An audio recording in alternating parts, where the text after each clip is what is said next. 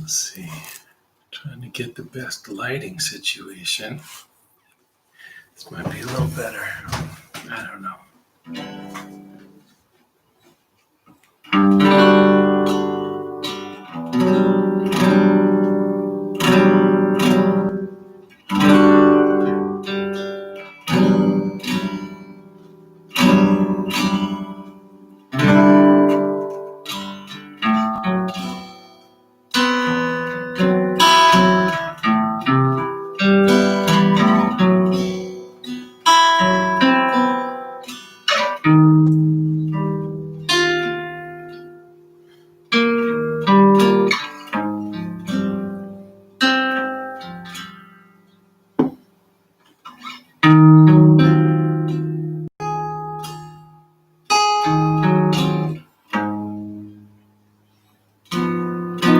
Hey, Jim.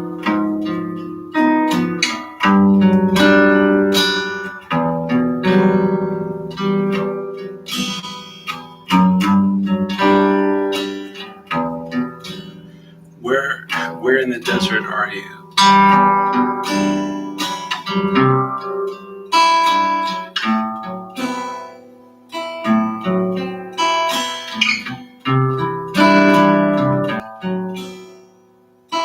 Okay.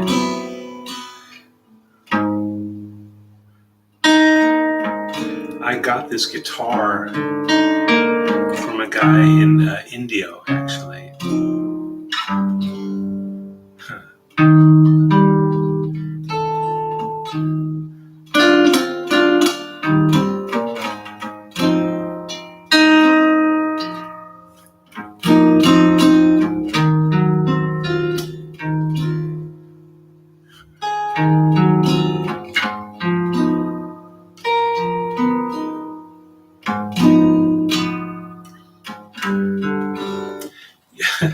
You don't happen to know Daniel Wozniak, do you?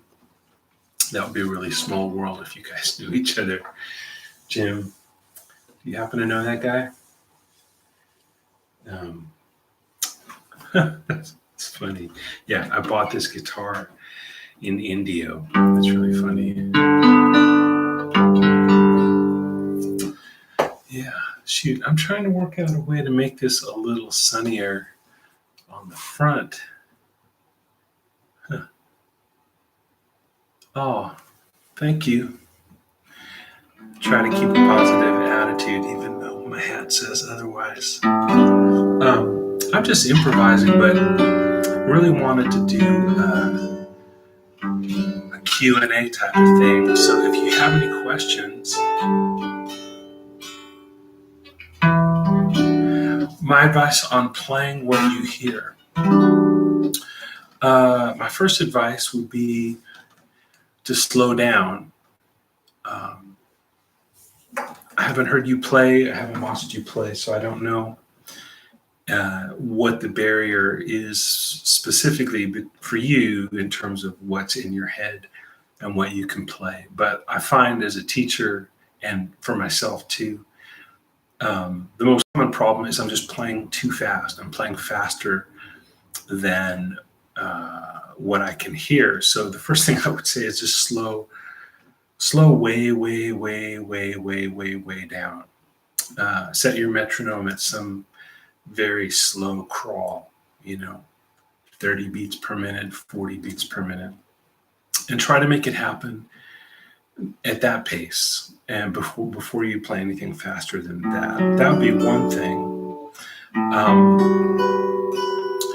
Another thing that can be helpful is sight singing, either buying a book that's specifically geared towards sight singing, or else just getting out a guitar book or any music book that you have handy and trying to look at the music and sing it. I always think when the question is to do with like playing what you hear, um, the part of the thing that seems like what we're trying to do is, oh, we got to fix the connection between our our imagination and our hands. That seems to be the problem. My hands aren't playing what I hear in my head. But I think a really important thing first and foremost is being very clear with what you are hearing in your head. If it's cloudy in your head, it will be cloudy in your hands. So there's a book on sight singing. Well, it's not on sight singing, but a book of sight singing exercises called Modus Vetus. It's MODUS VETUS. I just got it recently, but I found that to be really useful. And yeah, slow, way, down, slow down. Transcribing is good. Again, I would keep the guitar the last in the line of whatever you're transcribing. So first of all, try to transcribe something very simple. Pick something that you think might even be too simple. Like, oh, why would I transcribe that? That's so simple. But start there and put your guitar down and transcribe it by just singing it. Get really clear with what it is musically. And then when it's clear in your mind, go to the guitar and try to find that stuff. There's not a huge difference, I don't think, between imagination and memory. So why did I say that? Well, if you can sing along with the solo from a record and memorize it, and then connect that memory to your hands, I think you'll find that connecting your hands to something that you're imagining in the moment in real time won't be much different from that. Okay. So that was my advice for Wow Wow, Ow Wow Wow. Love that name. Jim asks, love to hear more on your approach of solo with minimal approach with bass and melody note. Great video when you started there and then built texture. Yeah. So I'm going to try to play something nice and common. Maybe I'll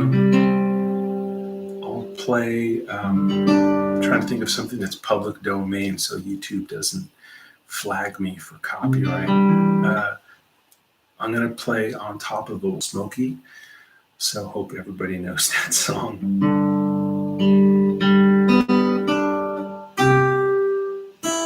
So I'm playing it in G.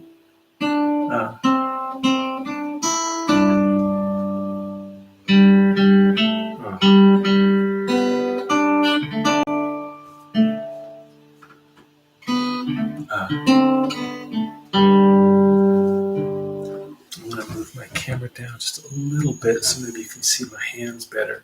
And I'm just playing the melody. And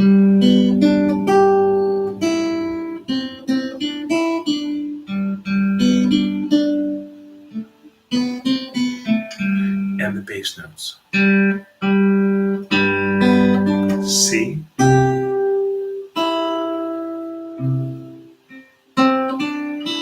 G. I just played the fifth of G. Already I'm adding texture, but you don't need to do that.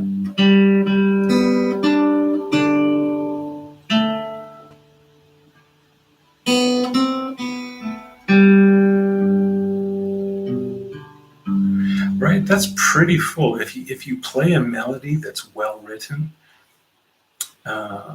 you shouldn't have to add much more than the bass note. There should always be it's the melody is pretty much always going to be a note that's not the root of the chord. So already you're going to have harmony. So those two notes on the C chord, G and E, are the fifth and the third. That's already creating some interest. If the melody went, now the root of the chord and the melody are the same.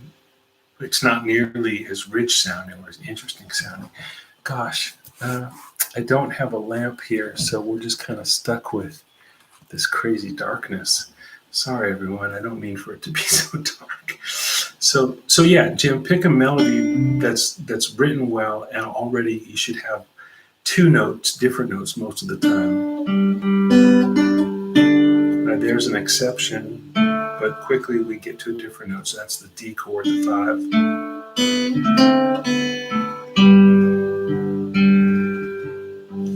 And then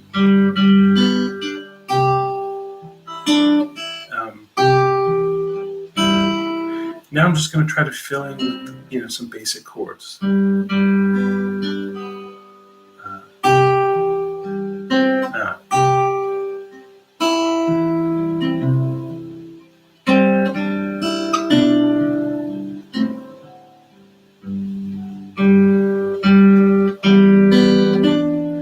And just to make a little more interesting harmony there, instead of hanging out on G for 2 bars and then going to the D, I went G down to E minor,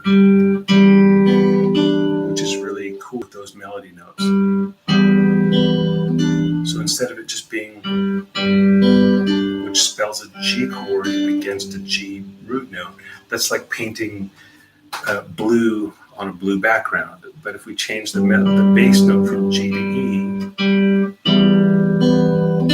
now the background's not blue anymore, even though the painting on top is still blue. And now here the chord is D, but again the bass note is also D, so maybe we can think of a different bass note.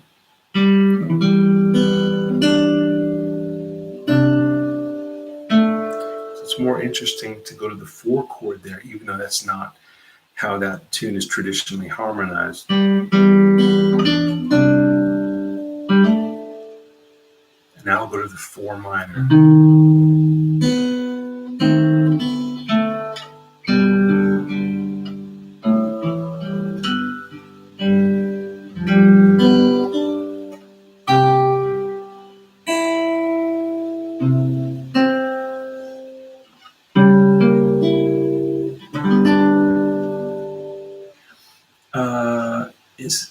Is 9th chord if you play G over E. If you play a G triad over E, it's E minor 7th. And then I went to C. That's D is the 9 on C. And then 4 minor, why not? And instead of going back to the 1 and having the 1 in the bass, I went to 3 in the bass and walked down.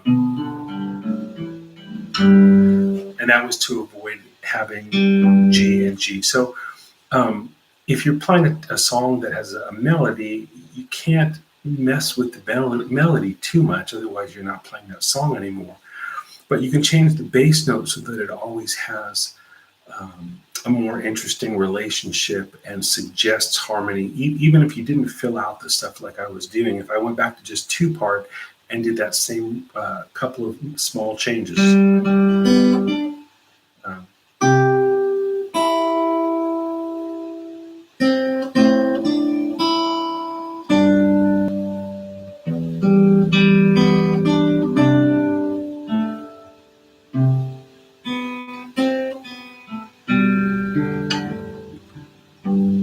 To me, that's a really important aspect when you're just playing in 2-part, that the relationship between those 2 parts, try to avoid unison whenever you can.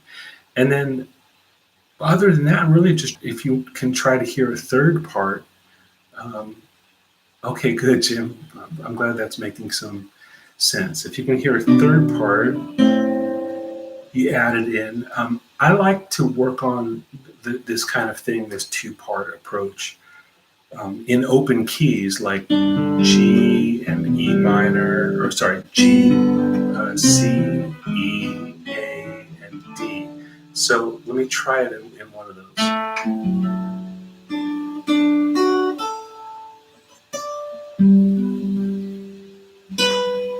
Well, that gets us out of the open position. So let me play it in the lower octave.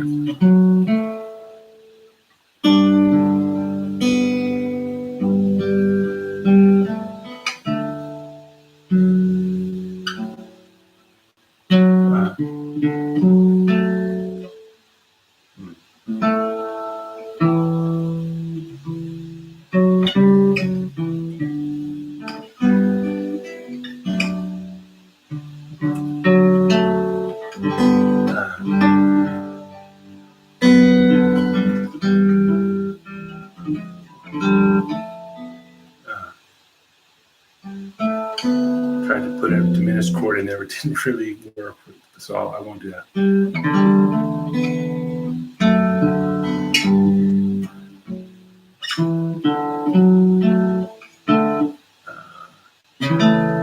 Let's see.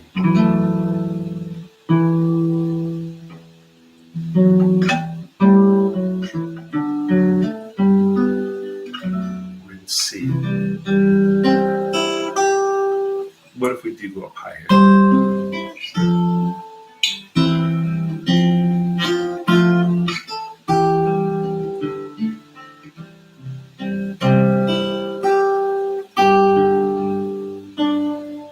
And so on. Of course, if Jim, I don't know what you're into, so you might be asking like, okay, that's all real simple. How do we get to more interesting harmony? Hi, Alex. Nice to see you here. You just start to fill out those things. You can either use diatonic ideas, like let's do it in E. Oh, standards, yeah. Okay, so, geez, standards are tough.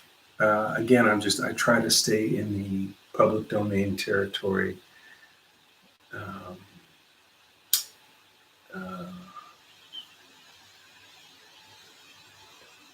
I'll do after you've gone because it's just old enough to be public domain.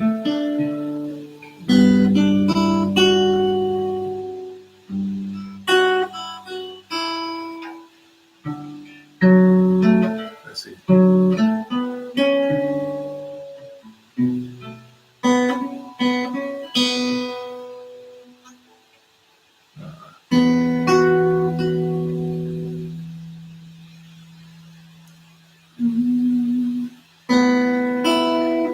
I'm trying to really hear it before I play it.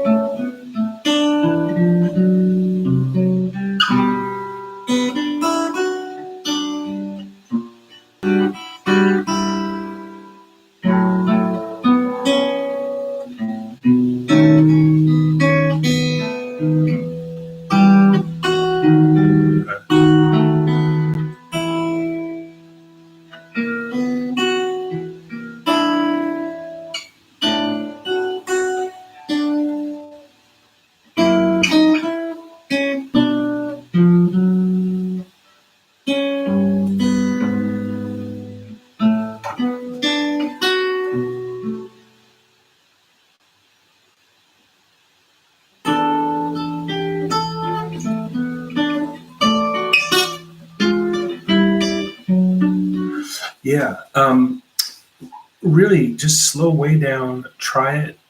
Any standard, anything that's a standard, I think just by definition is written well. If you take a tune that was written in the 30s or 40s and people are still playing it, there's probably a reason for that. So if it's well written and the melody and the bass suggest enough, you really don't have to do much else more.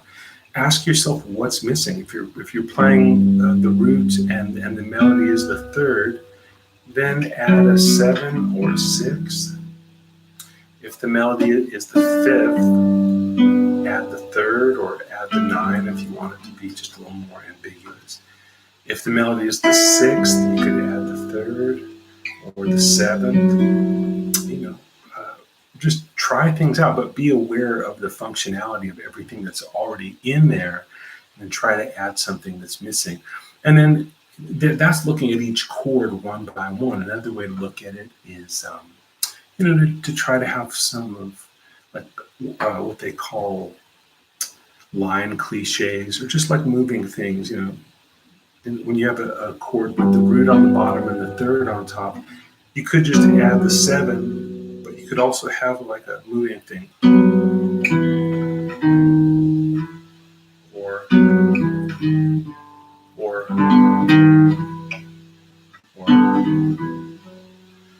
just moving somehow between the 7 and the 6th and the flat 6 and the 5, different things like that. If it's a dominant chord, you can could be any of that too.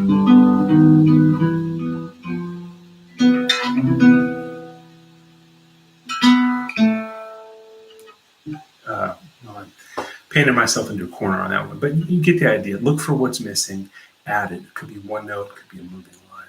Cole Jackson, so much jazz lead guitar seems to be Jim's, okay, good, Jim. So much jazz lead guitar seems to be Jim Hall style, one note at a time, saxophone style soloing. Do you have any ideas, tips for using multiple notes simultaneously in lead parts? Yeah. Cole, sure. What's a tune that you like to play, a standard, maybe a ballad or a medium tempo thing? I don't think I can do two notes at a time on a bebop tune, but maybe something slow or medium. Cole, is there a tune that you like? All blues? Okay, sure. So that's a blues in G. So I'm going to first play the thing that you said that everybody does, which is just to play one note. And then I'll see if I can find some ways to play two notes.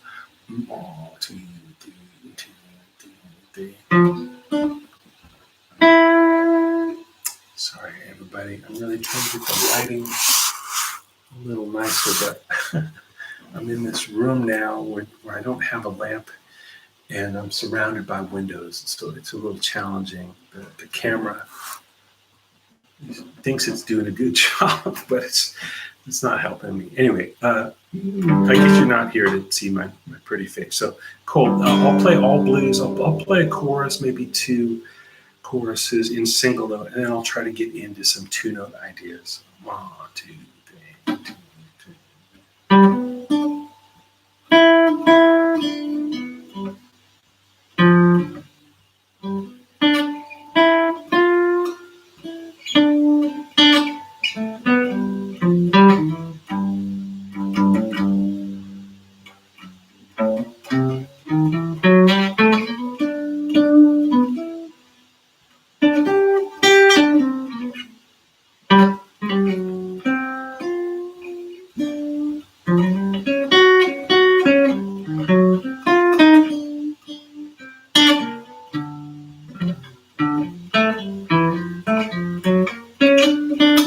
This is the top of the second chorus.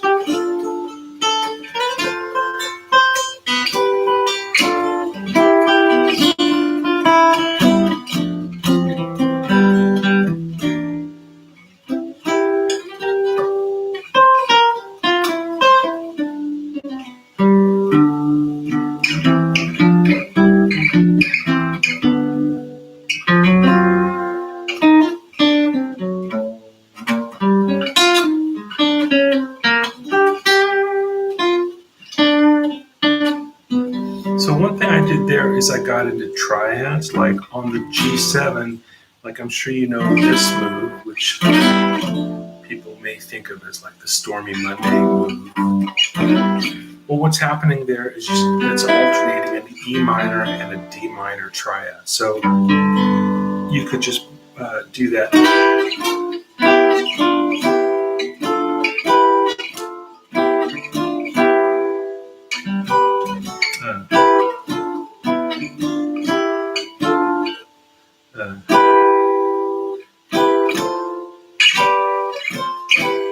Actually, I passed briefly through an F triad just so I could harmonize that C note, because C is a note that's not in E minor or D minor.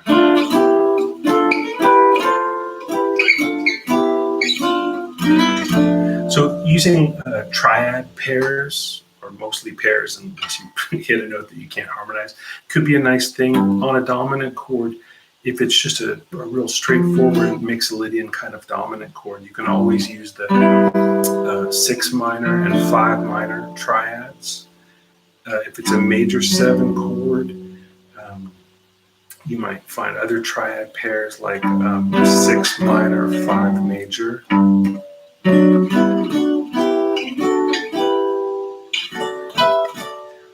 So that's one way that you can get into some of that stuff is with triad pairs, Cole.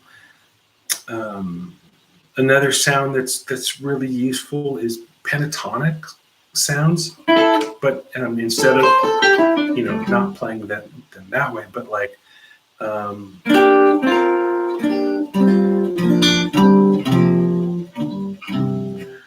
just grabbing 3 adjacent strings.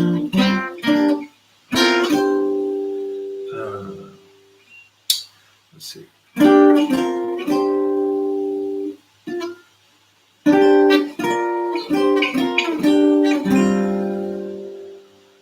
Those are some sounds you can get.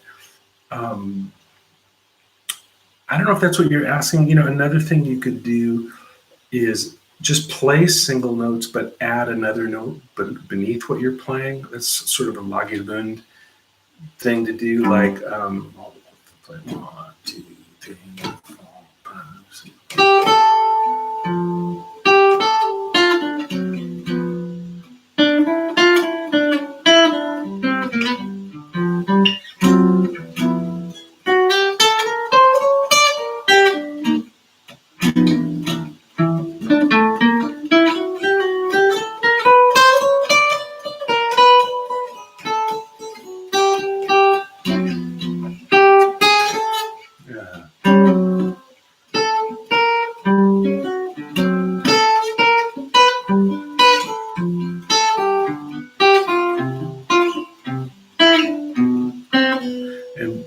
I broke out into spread out triads. But did you see what I was getting at there? Like I started with single note lines.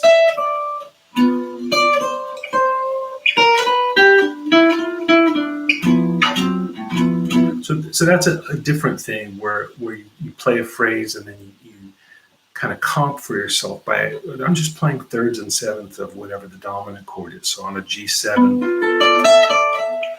there's like a third and seventh here. This is B, this is F, or here.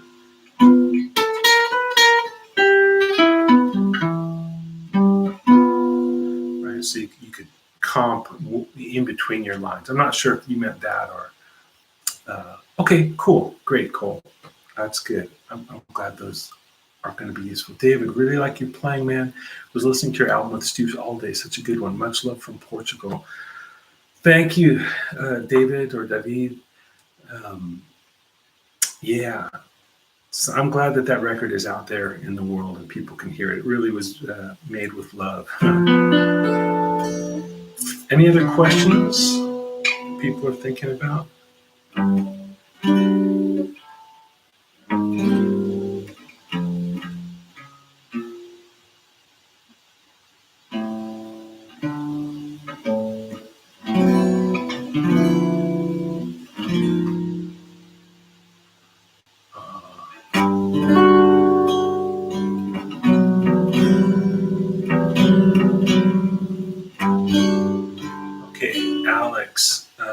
Great ideas. Staying on this theme, I've often wondered how to find those tangy, dissonant double stops I hear players like yourself and Bill Frisell using. Well, let's see. I guess I think of them. I don't know how Bill thinks of it. Rock and Vita, I'll answer about Ted Green in a minute. I'm thinking here. Okay, I don't know exactly how Bill thinks of it, but one way that I get tangy stuff is by practicing scales. I'm just doing this to try to trick the camera into more light. It's not going to work. Okay, hope I didn't freak anyone out who's not going to smack anyone there. But like a major scale, right? We practice it in thirds. That's pretty normal. But you could practice it in seconds. So that's B and C, C and D, and so on. So that's pretty tangy. And if you think of how all of that relates, not just to C major, but that relates to A minor, relates to D minor, in a Dorian way, it relates to E minor in a Phrygian way.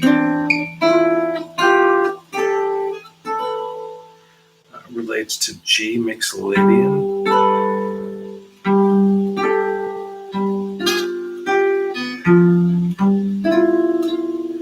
So that one way is just to like work on a major scale and practice it in seconds and really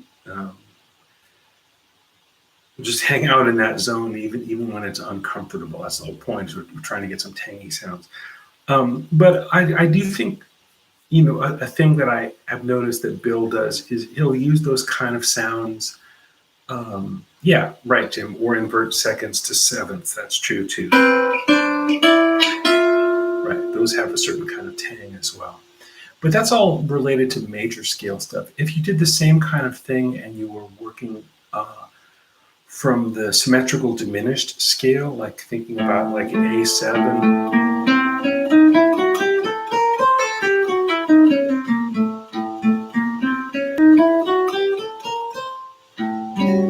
That would be like thinking about A13 flat 9.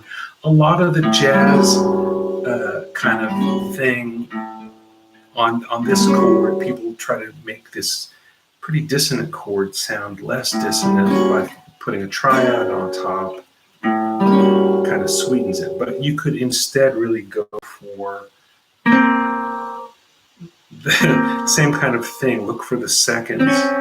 And there's loads of them because this is a symmetrical scale. It's built half step, whole step, half step, whole step, from A, half step, whole step, half step, whole step, half step, whole step, half step, whole step. So lots of places to get a whole step kind of sound, and also lots of places to get a half step sound.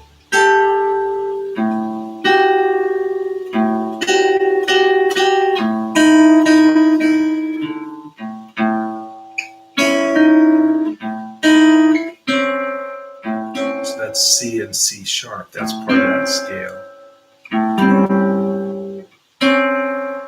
But it tends to sound more dissonant when it's just two notes, So I'll do that whole thing in seconds.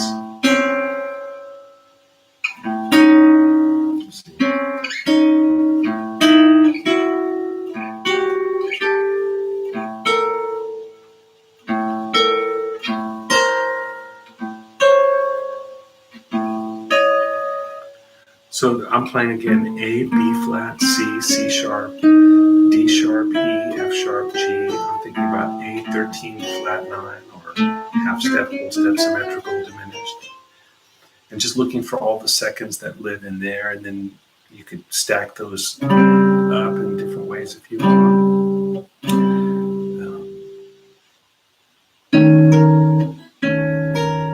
This is a Thelonious Monk chord. I don't even know what you call it, but it's sort of E flat 7, flat 5, no third, and then natural 5 on top. That's something straight out of Monk. I don't know if Bill uses that chord, but he definitely does a lot of Monk-isms. So anyway, that's how I get those sounds. I don't know how Bill does it exactly. Rock and Vita, what do I think of Ted Green? I think he was the greatest, just simply the greatest guitarist of all time. I don't know.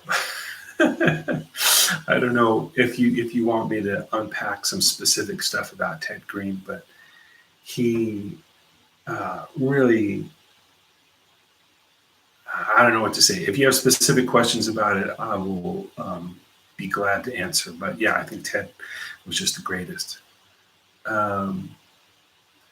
Let's see. BRXS, how is major 7 flat 9 like Jimi Hendrix a chord? Whoa, major 7. Let me think about that. Here's E flat, major 7, flat 9.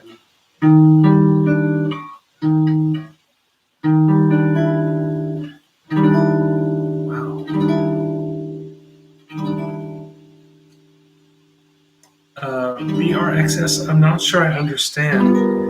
if you're asking how G7 sharp 9 is a chord, that chord could come from that scale that I was talking about before, that half whole scale. That would give you G7 sharp 9.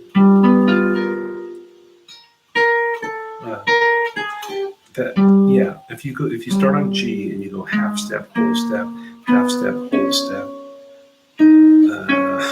half step, whole step, half step, whole step, that's a G7 chord with flat. That'll give you a sharp 9. That's one way to get a sharp 9 on a dominant chord. Another way is through altered dominant, thinking about this scale.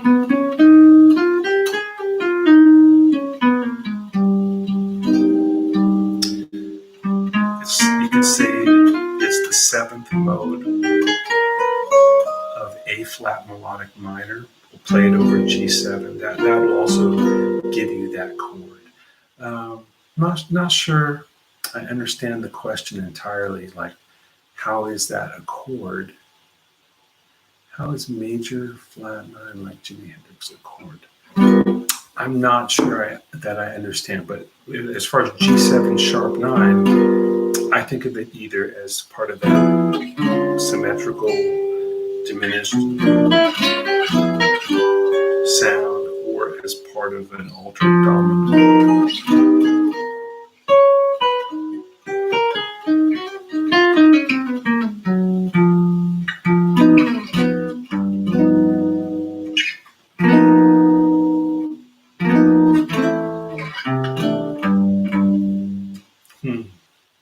Any tips on developing percussive techniques with the guitar? Rafa B, that's a great question. It's not something that I do very much of, so I feel like I would be out of my depth to try to give that a good answer. I'm curious who some of the players are that you like who do that. Who are some of the players that you like that do percussive things on the guitar?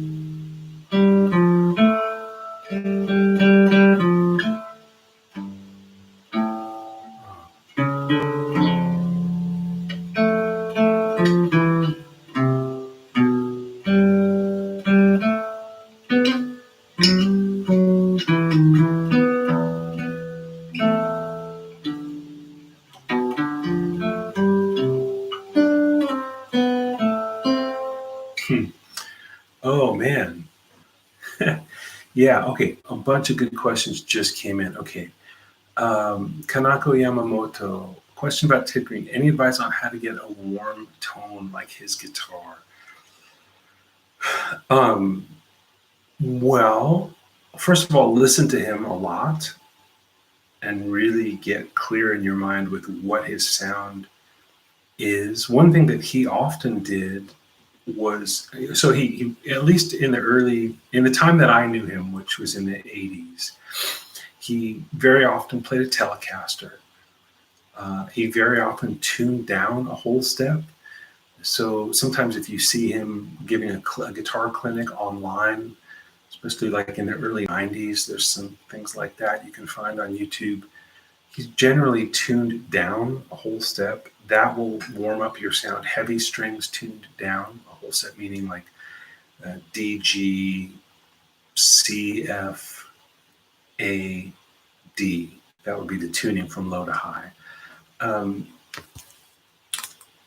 Keep your hand a little more, this way rather than this way. So not back by the bridge, but more here. Also, it seems like a lot of the warm sound is coming from here, which it might be. I mean, it's not using a pick most of the time; it's finger style. But also, a lot of that sound is here in how you connect chords and having a real legato sound. It means you can get from chord to chord with the least like jumpy stuff. If you're having to like lift up your hand to get from chord to chord, you're never going to get the Ted Green sound, because a big part of it is like he figured out how to have something going all the time. There's very little air in his sound. There's always something sustaining. So if you go on his website, you can tedgreen.com, you can find exercises where as you change chords. Let's see. This guitar doesn't sustain very much, but I'm trying to sustain the middle voice.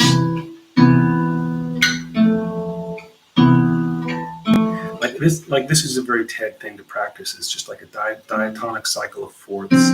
So you could go D minor 7, G7, C major 7, F major 7, B minor 7, flat 5, E minor 7, A minor 7, D minor 7, G7, C major 7. So that's all the chords in C in a cycle. And then just try to do it where you keep a sustained note. Here, the note I'm sustaining is on top.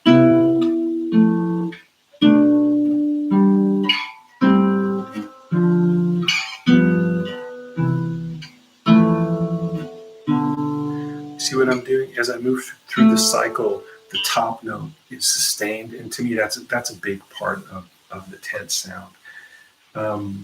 Little reverb doesn't hurt. Using the neck pickup doesn't hurt. But all that said, Ted would always mix it up. If you watch clinics, he'll switch his pickup selector a lot.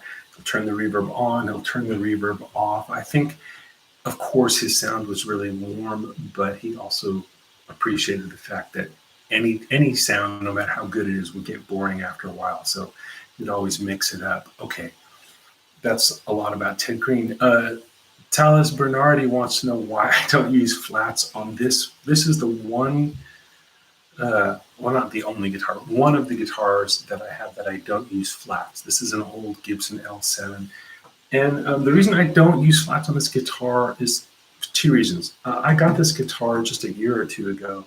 And around that time, I asked my friend Matt Munisteri, who has a guitar just like this and other arch tops, what kind of strings he likes to use on them. And he says just acoustic guitar strings, not jazzy flat wound strings. But these are just Martin Marquis. I don't know if you can see there, but there's the silk, the red silks at the end. These are just 80-20, 13 gauge.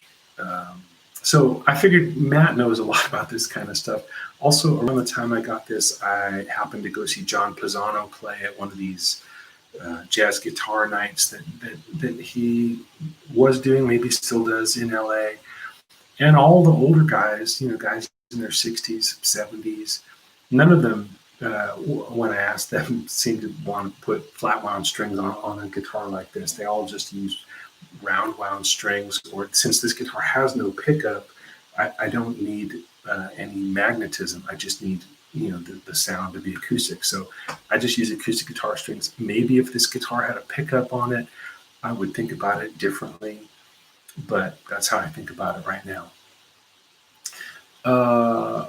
Gosh. Alex, any insight into the Johnny Smith chord style? Yes, go to the Ted Green website, tedgreen.com, and there's at least one page that I've found there. I don't have the URL for it, but it just says Johnny Smith style chording.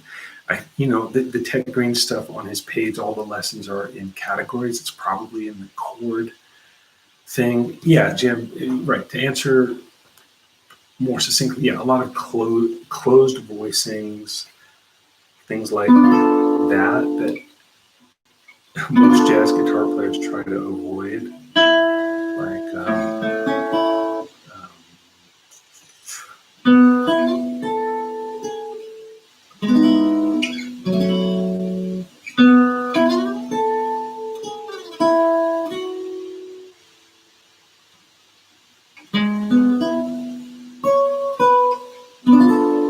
Like, that's a very Johnny Smith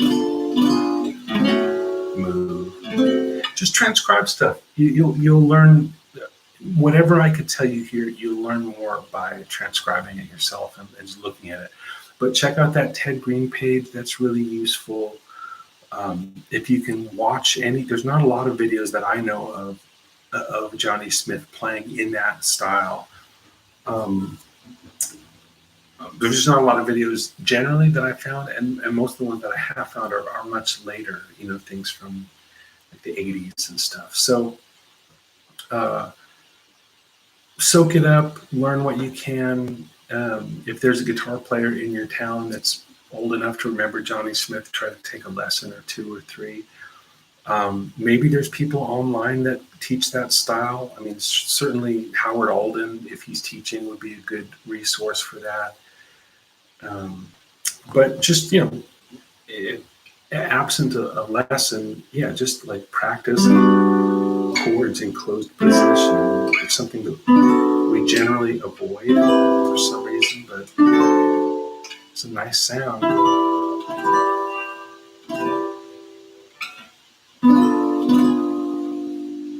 Yeah, try it. Do I do online lessons? Well, yes, I do. If you want online lessons, you can just email me, lessons@adamlevy.com. Lessons@adamlevy.com. I'm going to answer one more question, and then I think I'll go. It's been a nice long run here.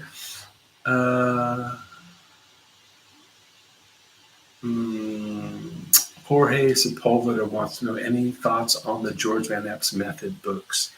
Yeah, he's got these 3 books of harmonic mechanisms. They're super great. It's a lifetime of work to work on them, to practice with them. It's hard to believe that somebody wrote them in a lifetime. But a good place to start, he has one other book besides those 3 that's a much thinner book, usually with a lighter colored cover. It's sort of tan or camel colored or something. That might be a good place to start. His bigger books are just really dense and just require a lot of patience, but it's worth it. I don't want to dissuade you from digging in, but I find that it's the kind of thing that there are other method books that I like where I could work on something out of the book in the daytime, and if I had a gig that night, I could take it out to the gig and play something that I had just learned on the gig. I think with the Johnny Smith material, generally, it's a much slower process of osmosis. You just have to really spend time with it, and eventually you get the payoff. I'll say this, I hope Ted Green wouldn't mind me saying this, but without George Van Epps, we would have no Ted Green. But Ted Green was in terms of influence, George was a big influence on Ted, but Ted also practiced many, many, many, many hours a day, much more so than most of us ever dream of doing. So if you want to get that stuff under your fingers, there's no shortcut. Just dive in. But if you want to not get overwhelmed, I would try to find his thinner method book, get through that. And if you're still fascinated by the style, then I would get Harmonic Mechanisms Volume 1 and work my way through that. Cool. One other thing I wanted to mention besides online lessons, I have a subscription version of Guitar Tips, which is called Guitar Tips Pro. It's on Patreon. If you go to guitartipspro.com, You can get there directly, or if you go to patreon.com and search for my name or search for Guitar Tips on Patreon, you'll probably find it. The videos there have better lighting than this, I promise. But if you're interested in the way that I teach and the stuff that I'm up to, you can check that out. It's guitartipspro.com. Yeah. Okay. Thanks everyone for tuning in. I really appreciate it. This was my first ever live stream on YouTube. I think it went all right. So maybe I'll do it again. Take care, everybody. Thanks for the great questions. And also thanks for just being here and being a part of this with me.